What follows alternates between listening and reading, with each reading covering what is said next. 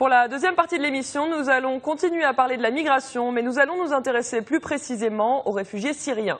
Il serait plus de 4 millions dans les pays limitrophes, dont une majorité en Turquie et au Liban. Une partie de ces réfugiés tente l'aventure en Europe. Beaucoup sont entrés cet été par l'île de Kos, un point de passage entre la côte turque et la Grèce, verrouillé depuis le mois d'avril. C'est le cas d'Abdelkader, Omar et Bassel. 6 mois après leur voyage clandestin, une équipe de journalistes les a retrouvés en Allemagne, aux Pays-Bas et en Suède, certains avec toute leur famille. Tout de suite, découvrez leur histoire dans notre second film, Réfugiés syriens, l'exil européen.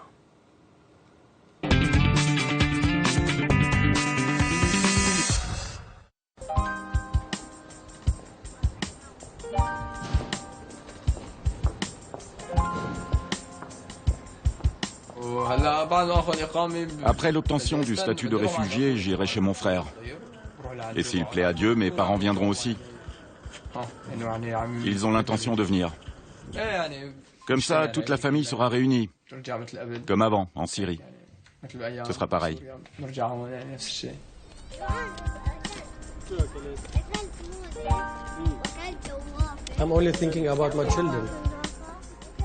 Je ne pense qu'à mes enfants. C'était ma priorité quand j'ai décidé de quitter mon pays. Faire en sorte que mes enfants aient une vie meilleure et une vie plus sûre.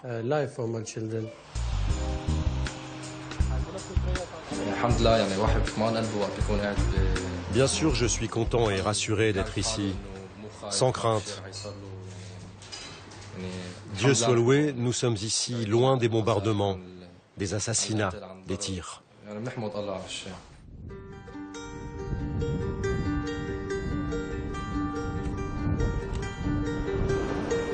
Omar, Bassel, Abdelkader. 6 mois auparavant, ces Syriens arrivaient en Grèce, la porte d'entrée de l'Europe pour des dizaines de milliers d'autres Syriens en 2015. C'est sur l'île de Kos que nous les avions rencontrés, parmi ces groupes de réfugiés débarquant chaque matin sur les plages en provenance de Turquie, après avoir traversé le petit bras de mer qui sépare les deux pays.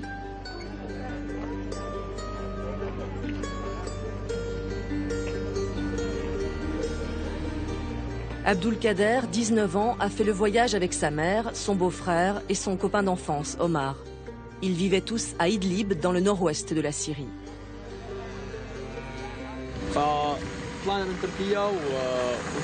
On a quitté la Turquie, on était 38 sur le canot pneumatique. 37 sur le canot. Oui, 37. Ça fait 12 jours qu'on est dans cette île. On avait un rendez-vous pour qu'ils nous donnent le papier pour partir. Le document de la police. 12 jours d'attente dans un hôtel de Kos avant de poursuivre leur périple. Ce n'est rien comparé aux années de guerre qu'ils ont déjà endurées. Les bombes, les combats, la répression, c'est tout cela qu'ils fuient. Moi, je me suis enfui parce que j'avais fait de la prison en Syrie. Ça, c'est ma photo après ma sortie de prison. J'étais en prison quand j'avais 16 ans. Et après, j'ai quitté la Syrie. On ira en Allemagne, à pied. Ça prendra 20-25 jours, en partant d'Athènes.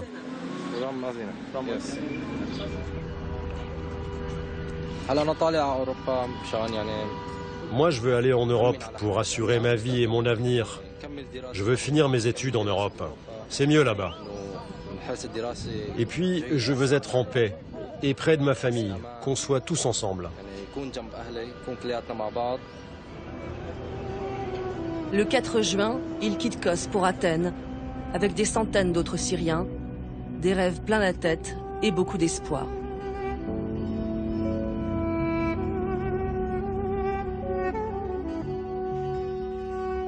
Après Athènes, direction la Macédoine, la Hongrie, l'Autriche, puis l'Allemagne. Abdelkader et sa famille mettront finalement moins de 15 jours pour atteindre leur destination, avec leur smartphone comme témoin.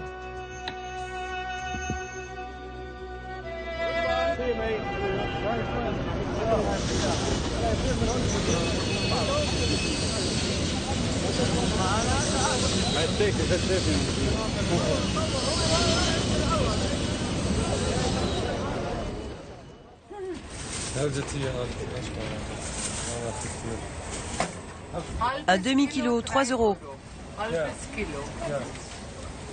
Elles sont bonnes, hein? C'est bon? C'est bien.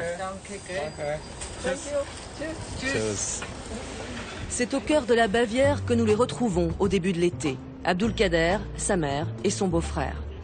Omar a quitté le groupe à Athènes pour prendre une autre voie.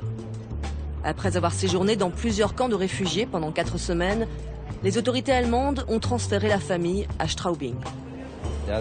C'est une belle ville, elle est magnifique. Nous avons eu de la chance d'arriver dans cette ville de Straubing.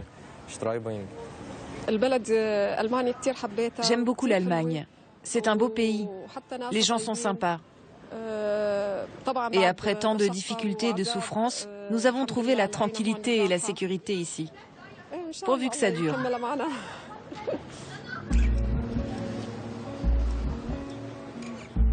Après des semaines de voyage, ils retrouvent les gestes du quotidien, ceux d'une vie de famille.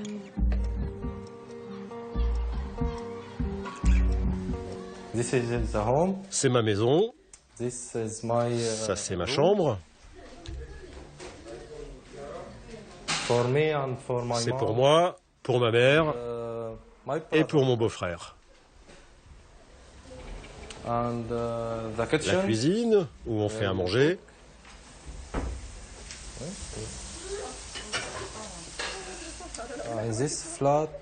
Dans cet appartement, il y a 3 familles. 2 Syriennes et une Macédonienne. Et c'est bien ici? Oui, c'est bien. Mieux que dans le camp. Ce sont nos papiers pour l'Allemagne. Mon Ausweis. Un permis de séjour valable 3 mois.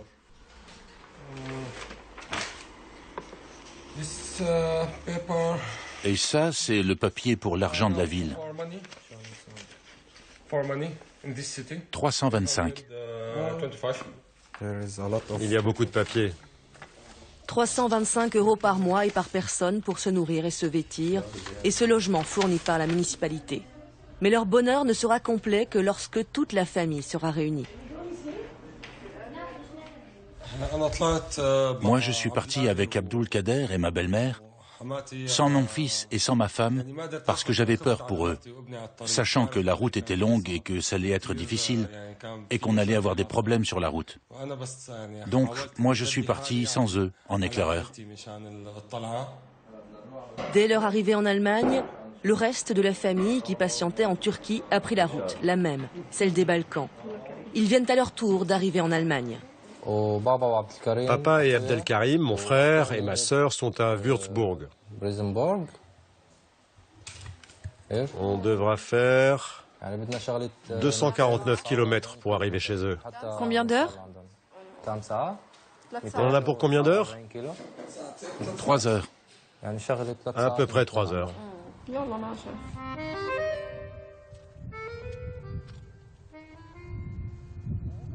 Impatients de se revoir, ils ont traversé la Bavière pour une visite surprise.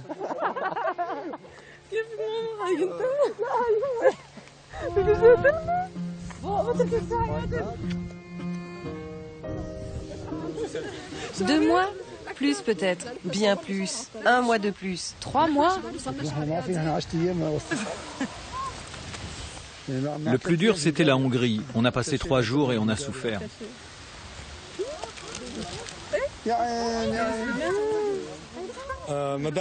C'est ma femme, Rama. Je l'ai retrouvée après tout ce périple. Cela fait 2 mois et demi que je ne l'ai pas vue. Hassan, mon fils qui m'a beaucoup manqué. Mon beau-père, le père de Rama. Il m'a manqué lui aussi. Et mon autre beau-frère qu'on n'a pas encore vu. Il est sous la douche.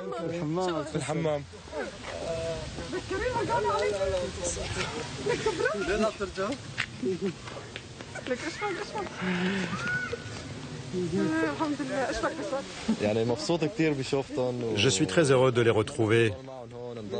J'aimerais qu'on reste ensemble ici ou qu'ils viennent à Straubing. Qu'on soit tous dans une même maison et qu'on reprenne une vie ensemble. Un petit rouquin. On dirait un Allemand. On devrait tous se mettre une crème pour être roux.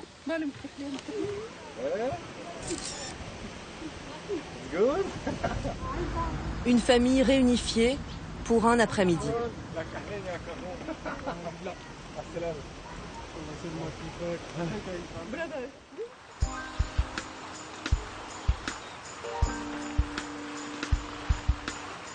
Autre retrouvaille au cœur de l'été. Omar, le copain d'enfance d'Abdul Kader, vient d'arriver aux Pays-Bas il y a à peine 2 jours. Il a rejoint 2 de ses frères.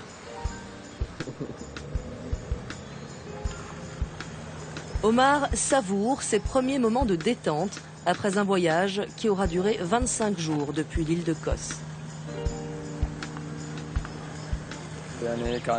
C'est calme, c'est paisible, très agréable.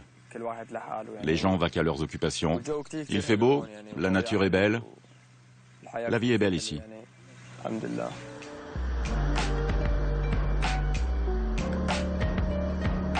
Son grand frère, Ibrahim, est réfugié aux Pays-Bas depuis 2 ans. Lui aussi est entré clandestinement en Europe. Depuis, il a obtenu l'asile, un logement, suit des cours de néerlandais et envisage d'entamer des études d'ingénieur. Un parcours sans faute avec un bémol, vivre loin de sa famille.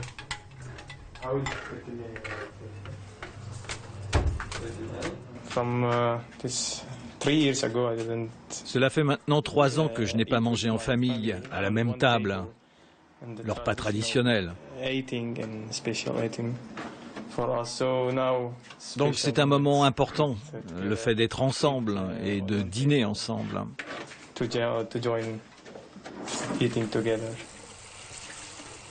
Passer quelques jours chez son frère, un réconfort pour Omar, qui en profite pour raconter son périple. Il a quitté le groupe d'Abdul Kader à Athènes pour rejoindre des amis qui avaient un autre plan. On a trouvé un passeur qui nous a vendu des cartes d'identité espagnoles en nous conseillant d'aller sur l'île de Samos, parce que de là-bas, il y avait des vols pour les Pays-Bas. C'est ce qu'on a fait, mais à notre grande surprise, la police a vite découvert que les papiers étaient faux. Et donc c'était réglé. Dès qu'on est arrivé à l'aéroport, ils nous ont arrêtés et retiré les papiers en disant « Allez-vous-en et retentez votre chance ». Après une seconde tentative, ils ont fait comme beaucoup d'autres, prendre la route des Balkans. Voilà tous les points GPS écrits en arabe pour qu'on se repère. Donc vous pouviez vous orienter. Ouais, c'est les noms des hôtels où on était. C'est sur Facebook. Il y a des échanges entre les candidats à l'immigration. Ceux qui sont partis avant publient les parcours, qui aident les suivants. Donc c'est ce que j'ai fait. J'ai téléchargé les cartes. Ça vient de Syrie.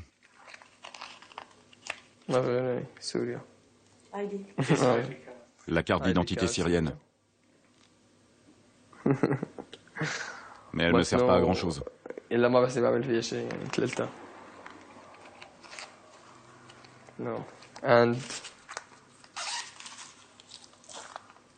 100 €.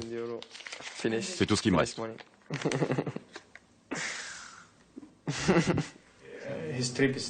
Son voyage n'est pas encore fini. Il doit continuer pour avoir les papiers. Avoir les papiers en Hollande.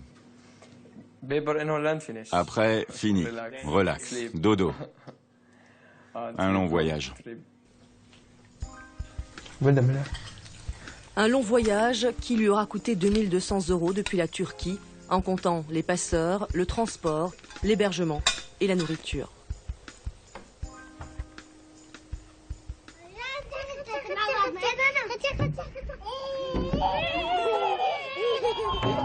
Bassel et sa famille ont fait le même voyage. Il les a menés jusqu'en Suède. Les enfants ont déjà trouvé leur endroit préféré dans la ville de Norrköping, l'aire de jeu.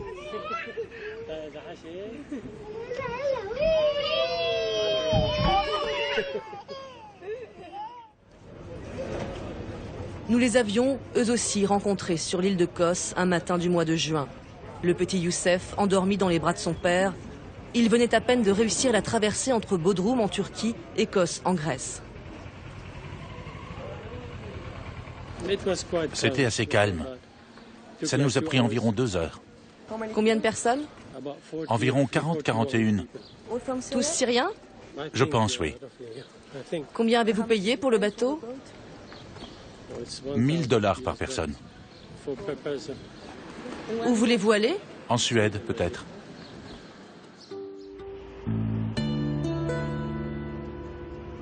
Ils ont atteint leur objectif. Arrivés fin juin à Malmö, ils ont ensuite été logés dans une résidence étudiante qui était vouée à la destruction, à Norrköping, à 130 km de Stockholm. 300 autres réfugiés vivent ici. Ensemble, nous visionnons les images de leur arrivée au port de Kos après leur interception en mer par les gardes-côtes. Là, on est descendu du bateau, tu vois, Omar. Il y a la vedette qui nous a secourus. C'est celle qui nous a tirés?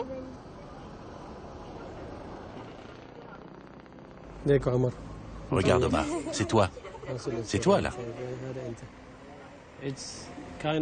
Il y avait de la tristesse et de la joie en même temps parce que nous étions arrivés à bon port. De la tristesse parce que nous avions quitté notre pays, nous avions quitté les nôtres et nous entamions une vie totalement différente. Le plus dur, c'était l'épuisement physique. Mais je savais que plus tard, on allait avoir une vie meilleure que celle que nous avions quittée. Donc c'était temporaire. Nous en étions capables. Nous avions pris la décision de partir, donc nous nous en savions capables.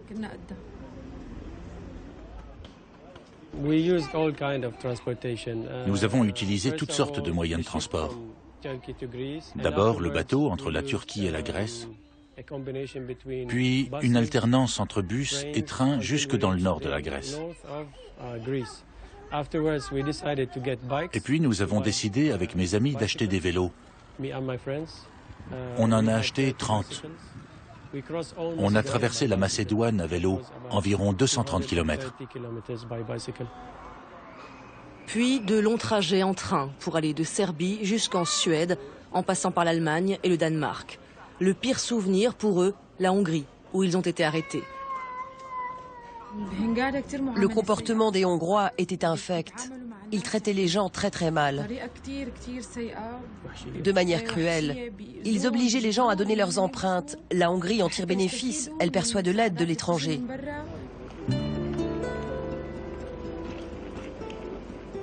C'est précisément cet épisode hongrois qui risque de les pénaliser.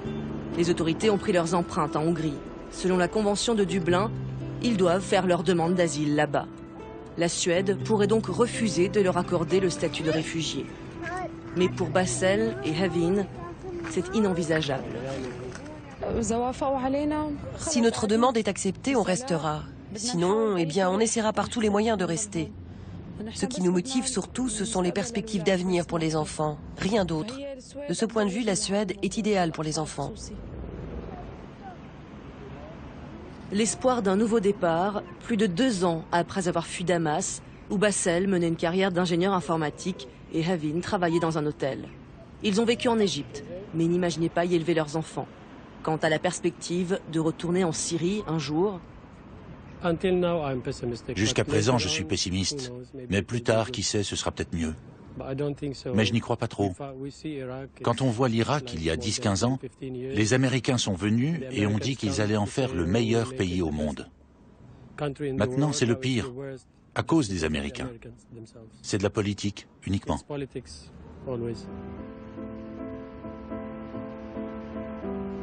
L'été s'achève pour tous les Syriens que nous suivons depuis leur arrivée en Europe. Ils savent qu'ils devront patienter encore un peu avant de connaître le verdict des services de l'immigration.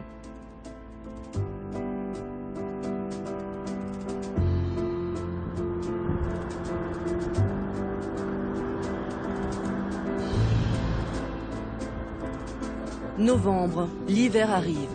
En Allemagne, le souhait d'Abdulkader s'est réalisé. Cela fait 1 mois que toute la famille vit ensemble, une famille bien studieuse. Am von Freitag Rome wohnt. Aufräumen? Aufräumen. Ja. Räumt? räumt لحاله أو von 16 bis 18 Uhr.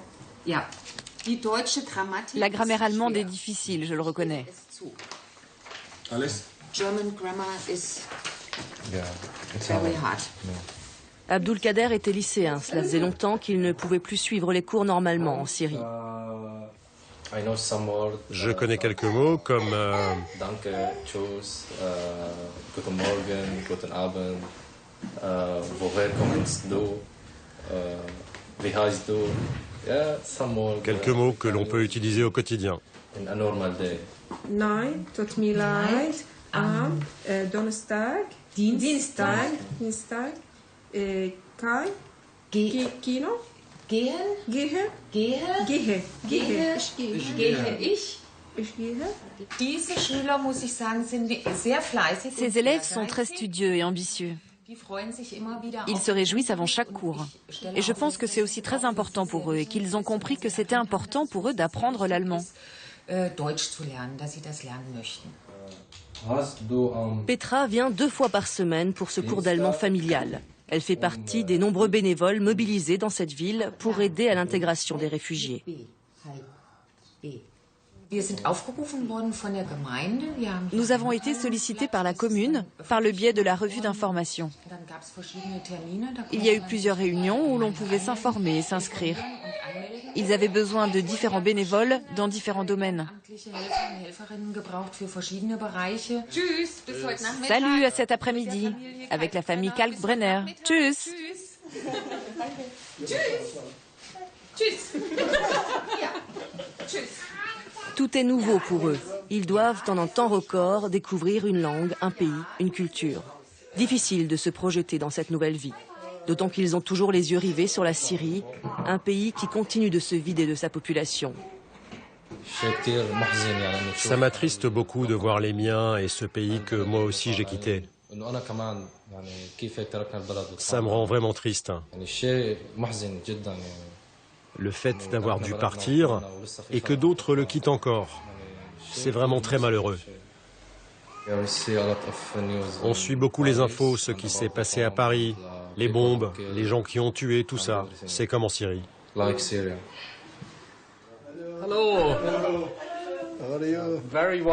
Bienvenue en Allemagne.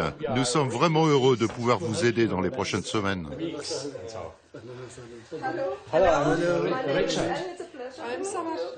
Première visite de Richard et Hélène. Ils font aussi partie des bénévoles de la ville qui donnent de leur temps pour aider les réfugiés. Ces retraités sont les parrains allemands de toute cette famille syrienne. Je m'appelle Riyad. Ok, c'est vraiment un plaisir de vous rencontrer.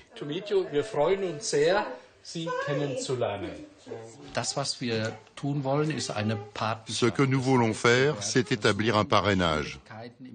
Cela signifie que nous tenterons de les aider lors des difficultés de la vie quotidienne, que ce soit lors des courses ou lors des démarches administratives, ou alors quand ils chercheront un logement. Nous voulons aider nos nouveaux citoyens. Vous avez suivi le même trajet entre la Syrie et l'Europe? Oui, le même. Oui. La route des Balkans. Et vous venez d'où en Syrie? Idlib, une petite ville, une belle ville. Samar, la maman, et son gendre, Sabet, ont déjà obtenu leur statut de réfugié pour 3 ans. Abdul Kader attend son rendez-vous à l'immigration. Quand tous les membres de la famille auront obtenu l'asile, ils devront trouver un nouvel appartement, et c'est là notamment que leurs parrains pourront les aider. Vous avez un ordinateur? Oui. Donc on vous montrera par exemple ImmoScout. C'est un site où on peut chercher des appartements. On vous montrera. L'attitude des gens ici est très positive à l'égard des Syriens. Je ne m'y attendais pas vraiment. À tel point qu'ils viennent chez nous pour nous aider et pour nous demander quels sont nos besoins.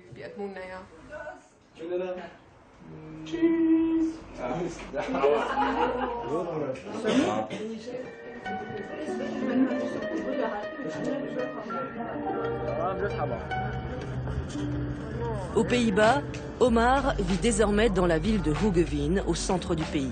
En ce jour de marché, avec un ami syrien, il se familiarise avec les produits typiquement néerlandais.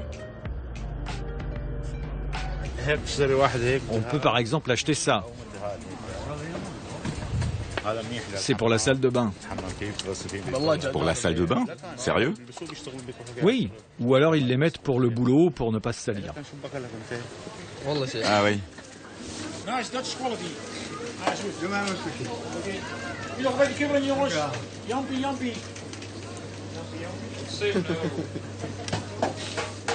Merci. Délicieux. 4 mois après son arrivée aux Pays-Bas, Omar tente de se faire à cette nouvelle vie. Le problème, c'est surtout la barrière de la langue. En Syrie, je circulais dans les rues, je pouvais parler. J'étais plus à l'aise. Je connaissais les gens. Ici, je connais personne. Mais bon, petit à petit, ces différences vont s'atténuer et je m'habituerai.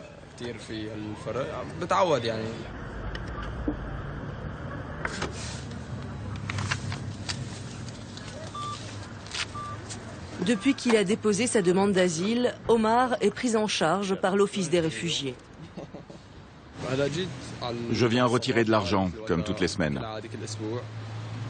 On me fait un virement de 50 € chaque semaine. Je les utilise pour faire mes courses, à Aldi ou chez l'épicier turc. L'épicier turc, le passage obligé. Ils y retrouvent certains produits et certaines saveurs qui leur rappellent la Syrie. Depuis l'été, Omar vit dans ce centre pour réfugiés. C'est une ancienne prison.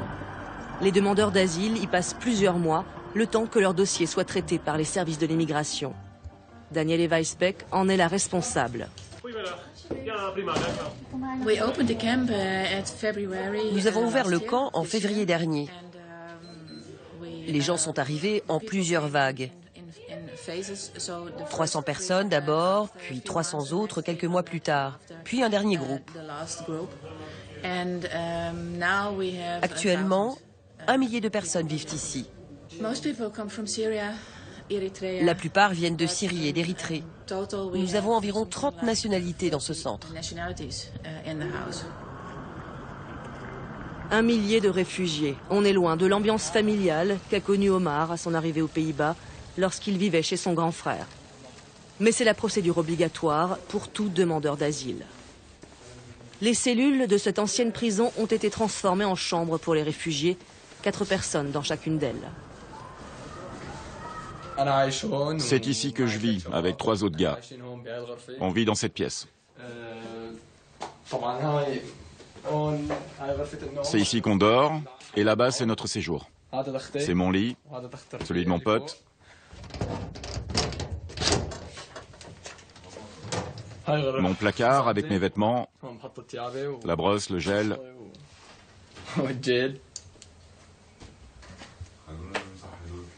Et mon lit.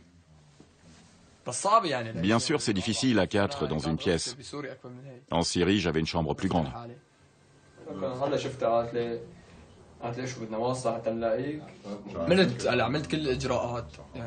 J'ai fait toutes les démarches.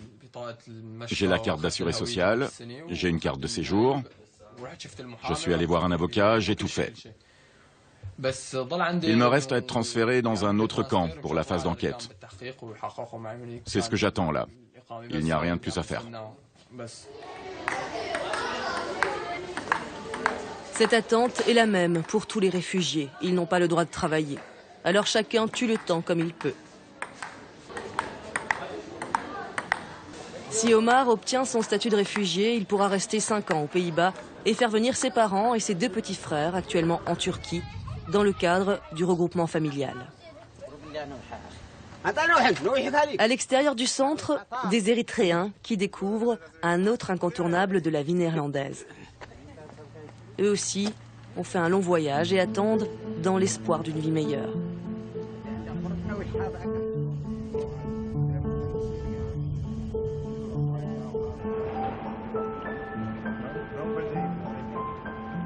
En Suède, Bassel et sa famille vivent toujours dans la ville de Norrköping. Leur fils aîné, Omar, est scolarisé depuis 1 mois dans une école pour les nouveaux arrivants. A en suédois et A en arabe, ok? Omar, il y a A dans ton prénom? Il y a A? Il y a la lettre L? R. R, Omar, ok. Omar, le fils de Bassel, qui a presque 7 ans, n'était pas allé à l'école depuis des mois. Baqara en arabe, Kuhu en suédois.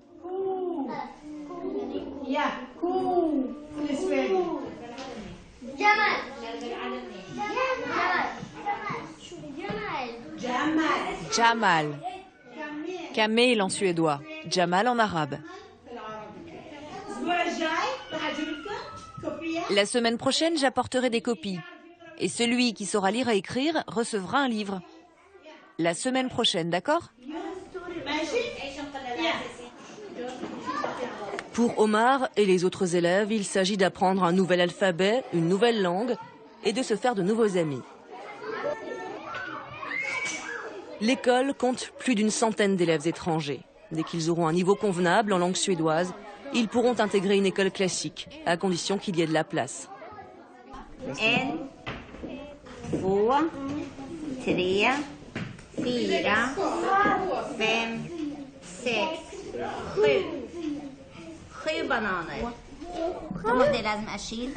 Dad, l'une des enseignantes d'Omar, est syrienne, installée en Suède depuis 13 ans.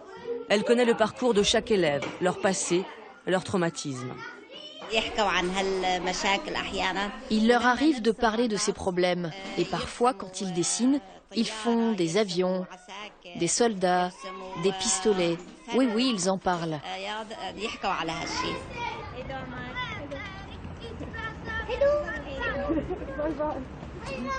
Bassel et Havin n'ont toujours pas de nouvelles de leur demande d'asile, 4 mois après leur arrivée en Suède.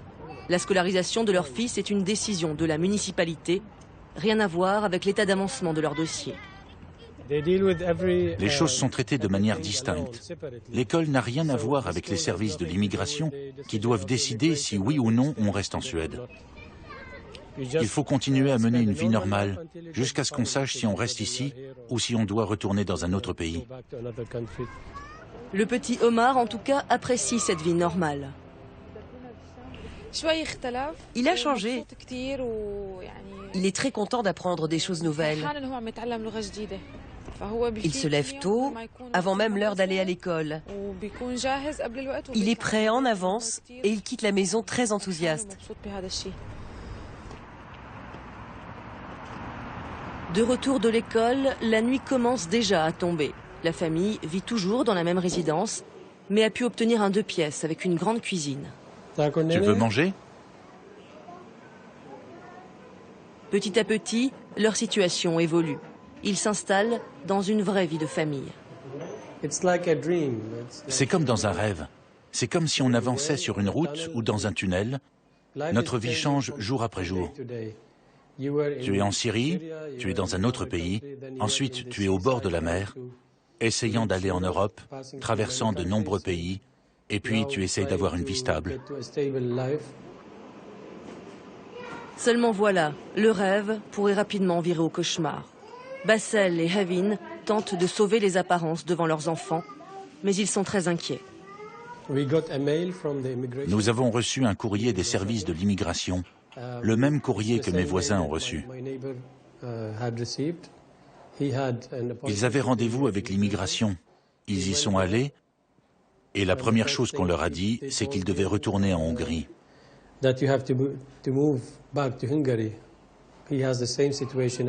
Mes voisins sont dans le même cas que nous. Ils ont donné leurs empreintes là-bas. Donc nous sommes assez pessimistes. Nous pensons que dans quelques jours, ce sera la même chose pour nous. Le problème des Syriens, c'est qu'on ne sait pas ce qui va se passer le mois suivant.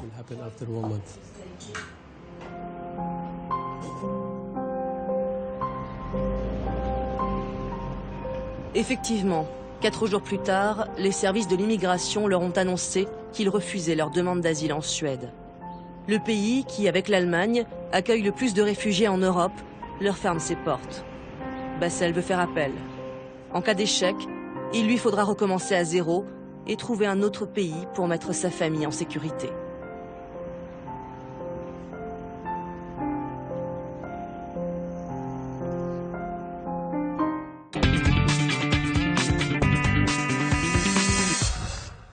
Voilà, c'est la fin de ce numéro de Medi Investigation. J'espère que vous avez passé un bon moment avec nous. Rendez-vous dans 2 semaines pour de nouveaux reportages.